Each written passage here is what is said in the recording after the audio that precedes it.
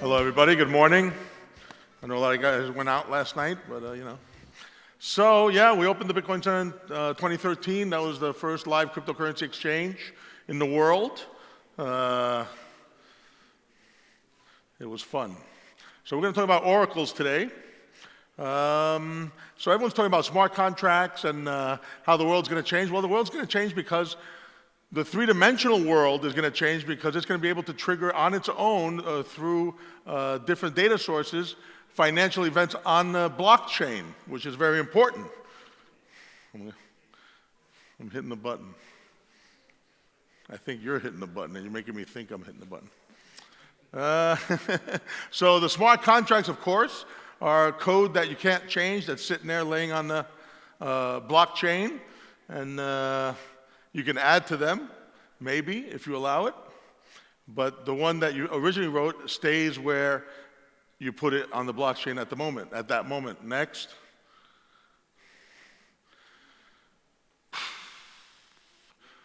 Yeah.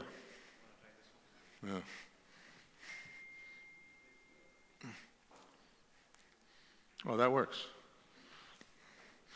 All right. Let's go backwards, though. All right.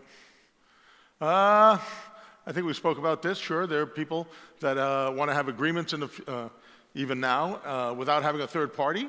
I mean, in the past and even now, when you make an agreement, you go to a lawyer and the lawyer writes up an agreement, and then maybe it happens, maybe it doesn't. You end up in front of a judge. All these things happen, and maybe you're going to get some of the money back because he knows you're going to have to pay a lawyer so much more money, and you might settle with them because you're going to save money. But with a smart contract, all that information, all that business mechanism is all built into the money and the smart contract. So you can't go around it if you have the proper oracles, if you have the proper devices or networks triggering financial events on the blockchain. You're going to do a lot better than in the three-dimensional world trying to talk with a historian to try to figure out what happened in the past and explain it to someone who doesn't understand what you're talking about to try to get your money out of the person. I'm talking about going to court. You don't want to go to court. That's smart contracts are going to keep people out of the courts because the whole business logic is going to be written into the smart contract. You're not going to be able to go outside of the business logic. We just said that. So validator networks are networks of computers that the data comes from different sources, and these networks of computers would put up a certain amount of cryptocurrency into a smart contract that says, well, my voice means so much because someone can take the value away that I had to bond. I had to put up a bond so people can believe what I say. So believe X amount of what I say because I have so much money put up to lose. So, of course, there are many consensus algorithms. You got the Byzantine generals problem that came, I think, in June 23rd, 1983. It was a paper that was written about how systems don't necessarily have to believe in systems find the truth in certain areas and don't believe that what is coming in from other areas. And the way that's one of the first papers that came out was a Byzantine generals problem. We have dedicated proof of stake. There's a bunch of them. We don't have much time to go over every single one. There's probably 20 of them. So an oracle, I'll get to it while I'm talking about it. An oracle could be a person, could be a number of people, could be a computer network, could be sensors, could be AI looking over satellite photos to see if a field was plowed to pay the plowman, could be devices set up on a construction site to release funds from a smart contract where a building is going up. If it goes to every floor, the building goes up. Money can be released to the concrete man, to the different builders.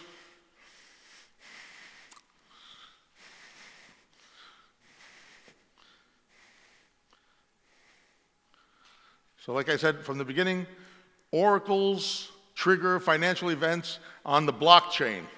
So in the past, we had to use what we believed was trust in other people and their reputations, and now we can actually use mathematics, the same mathematics that land a spaceship on the moon, on the dime. We use the mathematics that run the world. The rules of God is mathematics.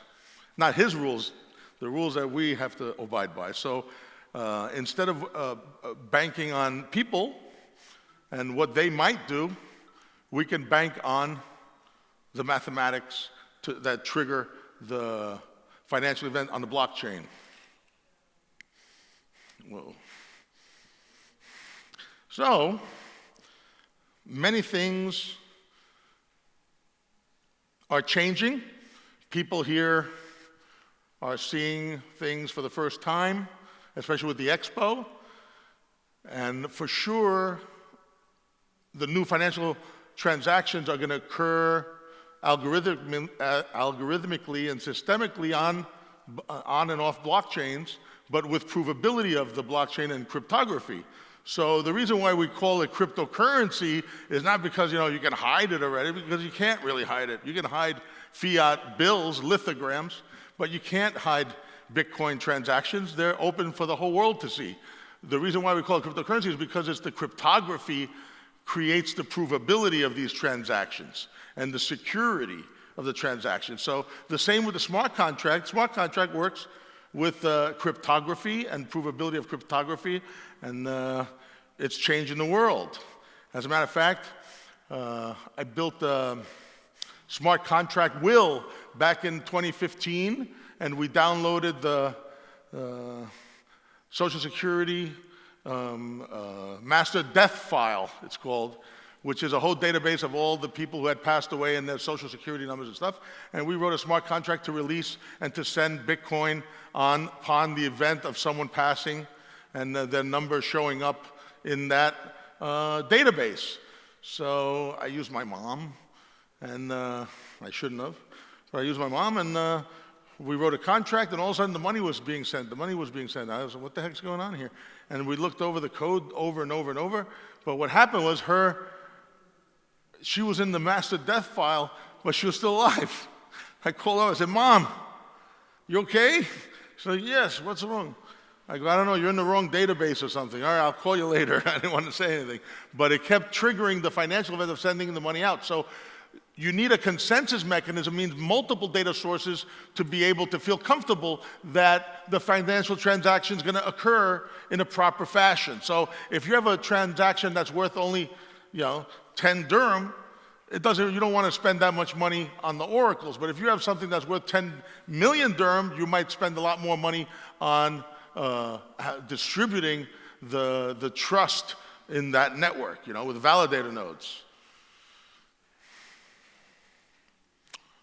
So the oracle problem is what I just explained, and the more you have, the more distributed different sources that you have within that consensus mechanism to trigger the financial event, the better, the more trustworthy the machine becomes. So, as I said, the world's changing, and we're adopting oracles all the time. My guys put this together, and I'm reading it here, but I'd rather explain it to you in plain English, and we can, if someone wants even more depth, I can tell them.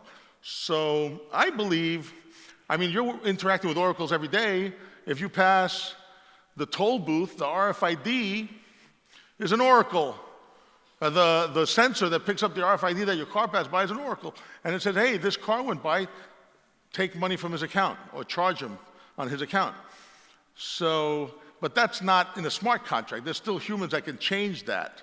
So every time there's humans that can change that, might be an issue. So there are also oracles that you don't like when you pass by a traffic camera and you're speeding and it sends you a ticket in the mail because you're going too fast or you ran a red light. So we have to in the ethos of decentralization, we have to build as many decentralized oracles as possible, because of course there's going to be